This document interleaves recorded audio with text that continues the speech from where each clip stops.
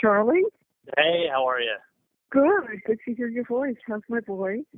Good. Just finished a long day. Oh, boy. We are at hold the elevator, Ben. We are at Wendy's house, just returning the boys. She had to meet a colleague from the new law firm to dinner.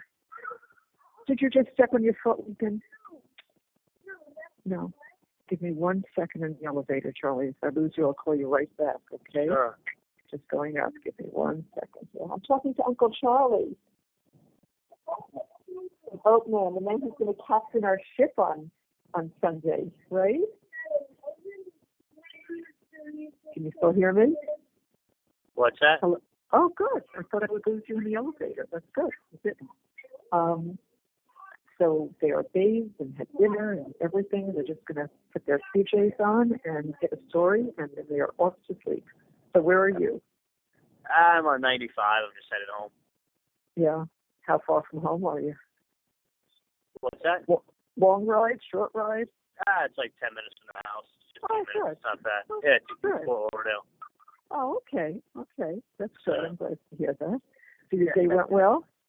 Yeah, it was good. Yeah, just a long day. So, I mean, it was like 11 hours of standing without a break. Yeah, that's a long day. A long day.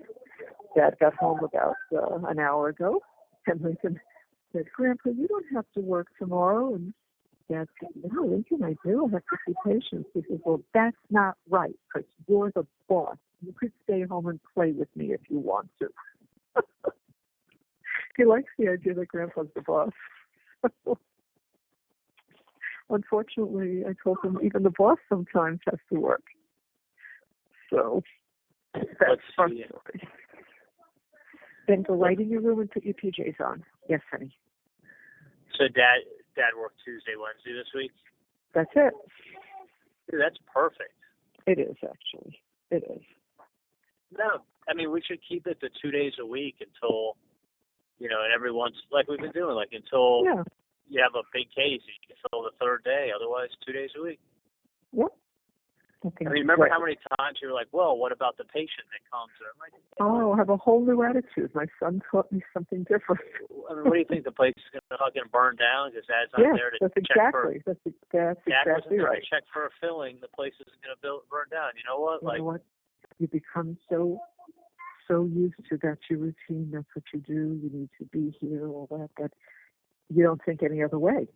No, until someone comes along and says, why? Yeah. And you're like, well, that 8 o'clock hygiene appointment, you know what? Fuck them. How many patients have we lost because we don't have that 8 o'clock hygiene available? Yeah. I know. How many? I think one or two. Okay, so we've lost out of a two whole patients. practice. Yeah. You're going to have more patients die in our practice this year than the one or two that don't come because you don't have an 8 o'clock hygiene. I know. I mean it's crazy, right? Yeah, and you were like running your circle, your life around, I got to be there for that 8 o'clock hygiene check. I'm like, no. No, I know. And then how many, unless the schedule's packed, don't go in for the day. I know. I get you, believe me. And the funny thing is, I mean, I haven't seen the numbers, but I wonder how much different the numbers are for the office with doing 2 days versus 3. I know. You know what? I am sure they're not much difference. I'm sure they're not. And that's about 33% less time. It's a lot of time. It's a lot of time, I know. And the thing is, I think it's because the hygiene is so well booked, that the income doesn't suffer. And, if there's anything that they're concerned, but anything they're concerned about, they just take an x-ray, Dad looks at it, they send it to him, or he looks at it the next day. Or, Mom, worst case scenario, bring the patient back on the day that Dad's there. Yeah, no, of course. I mean, and what makes it flexible is having the late night. Right. Oh, yeah. Absolutely. So you can see a lot more patients if Dad stays till 8 or 9 that one night. Then, I think it's awesome. Oh, it is. So he doesn't start till 1 on Wednesdays, and we're just 12 on Tuesdays. And Tuesday. Today is 10. Monday is 11 if he works on a Monday. Tuesday is 10. And Wednesday is 1 to 7. Because you almost want, I guess. Or he goes in earlier. Sometimes he'll go to 12 to 7. It just depends on, what he's got. He's got an extra patient, they'll book an extra one, or they work an hour later. But most of the time we can fit him in because he doesn't want a lunch on those days because it's, he has a later breakfast. He works out of the gym. He has a later breakfast, so he's not hungry until dinner. For 5 minutes, 10 minutes, and day goes by much quicker when you do it like that too. It does. And there's no traffic heading back when you leave the office at 7:30. Yeah, it's been better lately. The days that he does real late, like if he stays with you and comes back real late, he ends up with a mess because they close off the lanes on 95. They don't. Well, no, not till after 10. Right, and that's when if you leave or after even 11. No. Is it 10? Harvey, was it after 9 or 10 that you get stuck on the highway? No, it's got to be after 10. After 10? Yeah. So what happens is he leaves. Yeah. So you got to pretty much leave the office by 9:15. Right. Exactly. But after 6 o'clock, the traffic really dies down.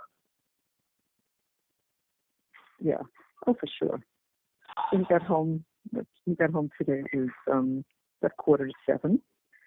So he had a little something at the house. The boys already had dinner. They had their bath, and now we're here. And she sent me an email that said she should be back by 9, I think. It's just somebody from the new law firm, and I think she's going to have a lot of these because it's like, each one of them wants to spend an evening, and it's hard for her to do lunches because she can't take that much time at lunch because she's got stuff going on with the judge and other stuff from this firm. Ben, go put your shirt on, please. So I don't know if I told you this. I got Wendy to accept that job with the law firm. With who? She told me she was going to accept, after I got done, went on the walk with her, she said she was going to accept that job. She was thinking about not taking it. I think because it's not what she wants, but it's only about... But I said, Wendy, first of all, there's no time frame on it. Right. And if you change your mind, you change your mind. So, but you'll pick up skills you don't have. Right. And that's right. Basically, now's not the time to just chill and become a guidance counselor at Miami. You're way overqualified. But she can't get hired. She can't get hired anyway. There's nothing there.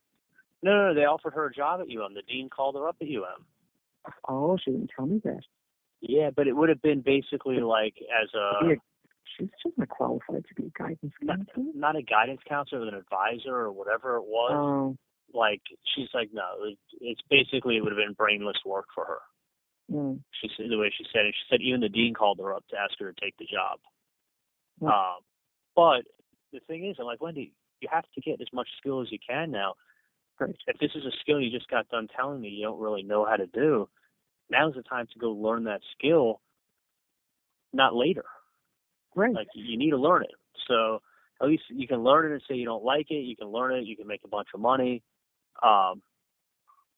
That's the whole thing is that she can, I'm like, Wendy, and then you might as well do it to see if you even like it. She's like, well, it's not really what I like. I'm like, but she's never done it.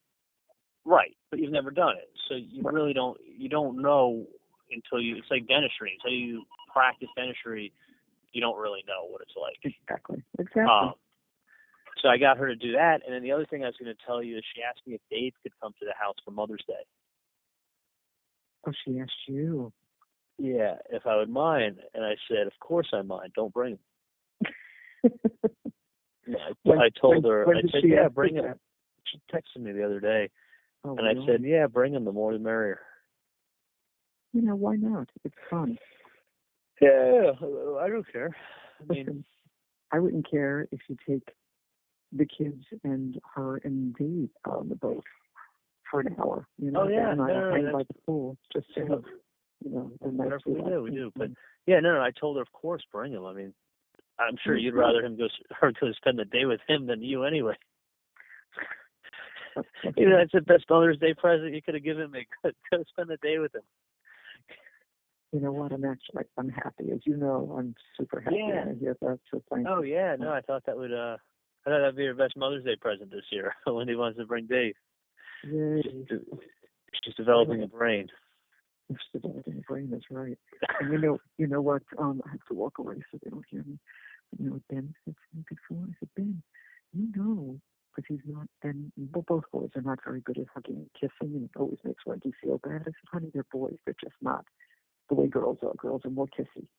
So I said to her, Ben, I said, you know, people who love you hug and kiss. I said, that's why Grandma and Grandpa always want to get a hug and a kiss when we say goodbye. I always did that with my mommy and daddy, and I did that with my children, and I do that with my grandchildren. So he says, yeah, it's like Dave and Mommy. They're hugging and kissing all the time because they love each other. I said, yeah, I guess so. So, you know, you can never hide anything in front of each other. Once they have a mouth, they open it up and they tell you everything, you know? Yeah. No, that's great. I mean, listen, Wendy just doesn't comprehend at all how lucky she is. No, she doesn't. It doesn't register in her head how lucky she is at all. No, not even nothing.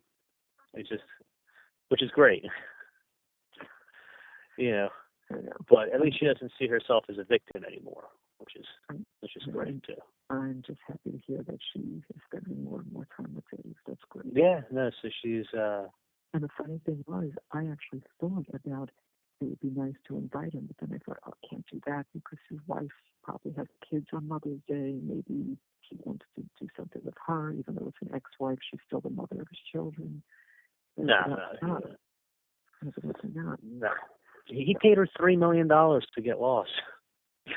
That's a nice payment. I wish I would really need $3 million to get lost. You get lost too for that. Great marriage, great talk. Have a good life.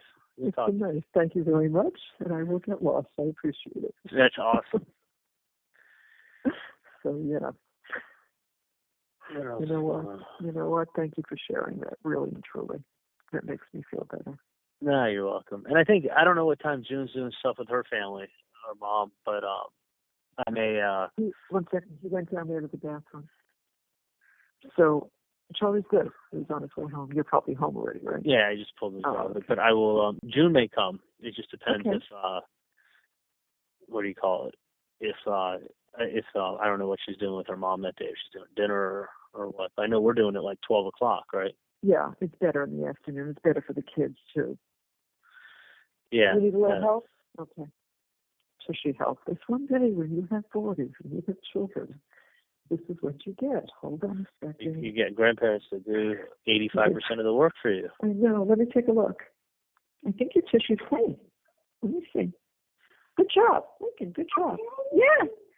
No, it's perfectly clean. Good job. Sometimes it comes out like that. You don't have to do anything, right? That's great. Okay, here's your pants. Go put these back on. There you go. Let's come out this way, honey. Okay. So, yeah, that'd be great if June comes. I'd like to see her. So you take it easy, and we will play it cool and relax. But, it should be an easy day when it's by the pool. What besides lobster do you usually order? And how much do you think I should order? There'll be lobsters? Yeah, so there'll be figure 2, 4, 5 to 6 adults. The kids eat nothing. I'm going to bring. You think they'll like fried chicken? Would you eat fried chicken, Lincoln? Let me think about that. I usually get a couple pieces. I'm going to go on, but I usually get them a couple pieces of fried chicken, coleslaw, potato salad. 1 minute, Lincoln. Ben, give me 1 minute. I'm going to answer. And some lobsters. And how many? Well, tell me how many lobsters. I don't usually order. I'll order them. I'll order them on Saturday. It's not a big deal. I don't want you paying for it. So I know that's why you're doing this, Mom. You're not going to order them ahead of time, are you? Well, I thought if I call tomorrow, then I've got it set aside. Wednesday. No, I'll call them Friday. They'll have plenty of lobsters. It's not going to be a big deal. Okay. All right. So you're going to place the order, but we're going to pick up. Okay. Whatever you want, son. Yes. Let me pick up. It'll be $250. It doesn't matter. I don't care. Speaking of that, Did you mail my ticket in for the I did speeding both of ticket?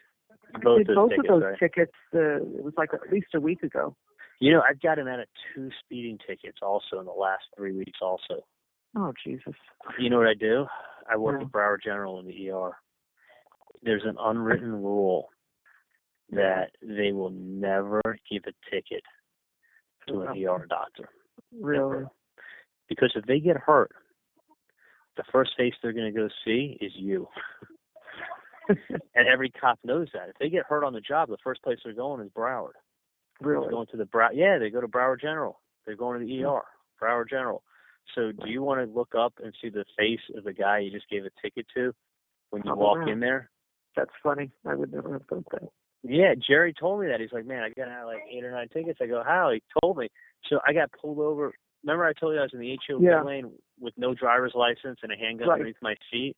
He ran the license. He ran the VIN number on the serial number on the handgun, and told me just be safe and try to stay out of the HOV. Sounds good. No driver's license. That's how he asked me if I had a handgun because I didn't have my driver's license. I handed him my concealed weapons permit. Yeah. He said, do you have a gun in the car? I said, yeah, it's underneath my front seat. He goes, can you step out of the vehicle? So I did. But illegal tint, gun underneath the seat, and no driver's license. No ticket. No, they love the docs, and I'm in my uniform. It's amazing. So, all right, let me go. I'll talk to you later, okay? Okay. Thank you. I love you, honey. Bye.